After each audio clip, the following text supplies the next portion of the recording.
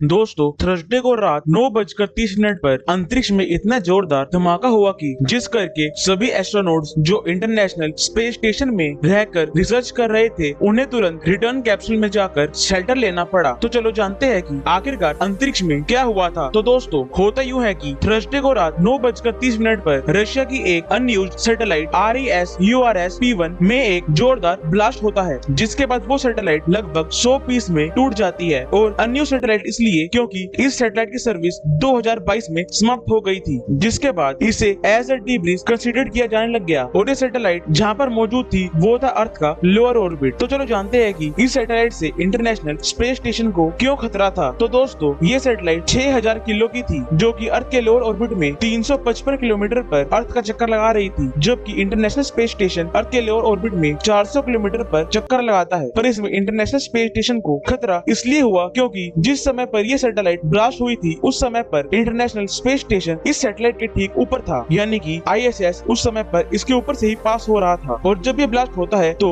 ऐसा तो नहीं होता कि जब ब्लास्ट होएगा तो डीब्रीज वहीं पर रहेगी, वो तो स्पेस में हर जगह ही फैलेगी। तो जब ये ब्लास्ट हुआ था तो उस समय पर सभी एस्ट्रोनॉट शांति से सो रहे थे, और उस समय पर अमेरिका की स्पेस एजेंसी नासा ने उन सभी एस्ट्रोनॉट्स को इमरजेंसी अलार्म बजाकर सूचित किया और उन्हें तुरंत रिटर्न कैप्सूल में जाकर शेल्टर लेने को कहा। तो दोस्तों, रिटर्न कैप्सूल वो होता है जिसमें अंतरिक्ष यात्री ISS में खतरा होने के वक्त अपनी जान बचाकर वापस अर्थ पर आ सकते हैं, और आप कैप्सूल को एज एस्ट्रोनॉट का लाइफ गार्ड भी कह सकते हैं। तो दोस्तों, उस समय ISS में कुल 9 एस्ट्रोनॉट मौजूद थे जो स्पेस में कुछ न कुछ रिसर्च परफॉर्म कर रहे थे। तो इस वार्निंग के बाद लगभग 1 घंटे तक एस्ट्रोनॉट उसी कैप्सूल में रहे ताकि इमरजेंसी के वक्त वो ISS छोड़कर भाग सके। पर ऐसा कुछ भी नहीं हुआ, डीब्रीज ISS के पास से निकल गई और खतरा टल गया। तो दोस्तों, अब ये तो कहना मुश्किल है कि रशिया की सैटेलाइट में ब्लास्ट क्यों हुआ था, पर कुछ एनालिस्ट का मानना है कि हो सकता है कि उस सैटेलाइट में कुछ फ्यूल बाकी रह गया हो और रशिया उसे डिटेक्ट ना कर पाई हो और अब आकर उसकी वजह से सैटेलाइट में ब्लास्ट हो गया हो। पर कुछ लोग तो इस पर रशिया के एंटी सैटेलाइट रॉकेट यानी कि ASAT को इसका जिम्मेवार मान रहे हैं, और वो कहते हैं कि रशिया ने यूक्रेन के साथ टेंशन के मौके पे टेस्टिंग करी है। पर ऐसा कुछ भी नहीं है, क्योंकि अगर रशिया ASAT का यूज करती तो कोई ना कोई स्पेस एजेंसी तो उसे डिटेक्ट कर ही लेती, और खास करके नासा। पर ऐसा कुछ भी नहीं हुआ। और दोस्तों, इस 100 पीस ऑफ डीब्रीज के चलते अब जो मेन दिक्कत आई है वो है कि अब स्पेस में डीब्रीज काफी ज्यादा बढ़ गई है, जिसके चलते हमें आने वाले स्पेस मिशन में कठिनाई आ सकती है। और तो और ऐसा भी हो सकता है कि ये डीब्रीज कभी न कभी आगे चलकर किसी और सैटेलाइट से टकरा जाए और उसे तहस नहस कर दे। पर होप फॉर द बेस्ट, क्योंकि ये तो सच्चाई है कि हमारा लो अर्थ ऑर्बिट अब काफी ज्यादा सैटेलाइट से भर चुका है, और वो कुछ न कुछ हद से हमारे ओजोन लेयर को भी इफेक्ट कर रहा है। और वो ऐसे कि जब कोई ओल्ड सैटेलाइट बर्न होती है तो वो एल्यूमिनियम ऑक्साइड को रिलीज करती है, जो कि डायरेक्टली तो ओजोन के साथ रिएक्ट नहीं करती, पर इसके रिलीज होने के चलते ओजोन क्लोरीन के साथ तो जरूर रिएक्ट करता है, जिसके चलते हमारी ओजोन लेयर पर इसका इम्पैक्ट पड़ता ही है। और फिर वो समय भी दूर नहीं होगा कि ये धीरे धीरे कर हमारी पूरी ओजोन लेयर को खा जाएगा और हम सिर्फ हाथ पर हाथ रखकर इसे देखते रहेंगे, क्योंकि सत्य तो यही है। तो खैर, उम्मीद है कि आपको वीडियो इन्फॉर्मेटिव लगी होगी। तो दोस्तों, इसके लिए वीडियो को लाइक करना और चैनल को सब्सक्राइब करना। तो हम मिलते हैं नेक्स्ट वीडियो में, तब तक के लिए जय हिंद, जय भारत।